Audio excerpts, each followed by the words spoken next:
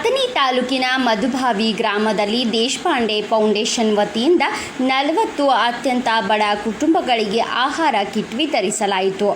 ವಿತರಣೆ ಸಂದರ್ಭದಲ್ಲಿ ಮಾತನಾಡಿದ ದೇಶಪಾಂಡೆ ಫೌಂಡೇಶನ್ ಮ್ಯಾನೇಜರ್ ಶಿವಶರಣಪ್ಪ ಮಾತನಾಡಿ, ಕೊರೋನಾ ಸಂಕಷ್ಟದಲ್ಲಿ ಸಿಲುಕಿ ನರಳುತ್ತಿರುವ ಬಡ ಕುಟುಂಬಗಳಿಗೆ ಸುಮಾರು 15 ದಿನಗಳಿಗೆ ಬೇಕಾಗುವ ದಿನಸಿ ಕಿಟ್ ದೇಶಪಾಂಡೆ ಫೌಂಡೇಶನ್ ವತಿಯಿಂದ ವಿತರಿಸಿದ್ದಾರೆ.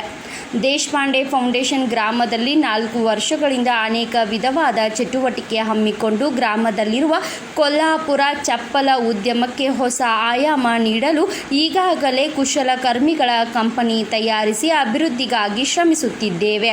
ಕಷ್ಟ ಕಾಲದಲ್ಲಿ ಕುಶಲಕರ್ಮಿಗಳ ಜೊತೆ ಫೌಂಡೇಶನ್ ನಿಂತಿದೆ. ಕೋವಿಡ್ ಮುಂಜಾಗೃತಾ ಕ್ರಮಗಳನ್ನು ಅನುಸರಿಸಲಾಗುತ್ತಿದೆ ಎಂದು ಹೇಳಿದರು.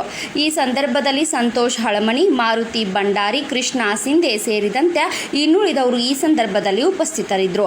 Bureau report Ramesh Shivapur, Bharat Vaibhav news, ಮಧುಭಾವಿ.